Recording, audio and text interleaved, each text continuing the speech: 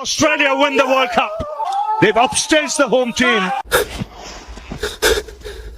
భరత వేదముగ నిరత నాట్యముగ కదిలిన పదమిది ఈశా శివని వేదనగా వని వేదనగా పలికిను పదము పరేశా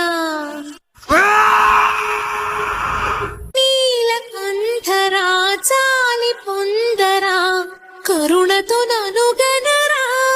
ఎందుకయ్యా ఇంతమంది చచ్చిపోతున్నారు? నీలకందరా శైల మందిరా మొరవిని బదులినరా.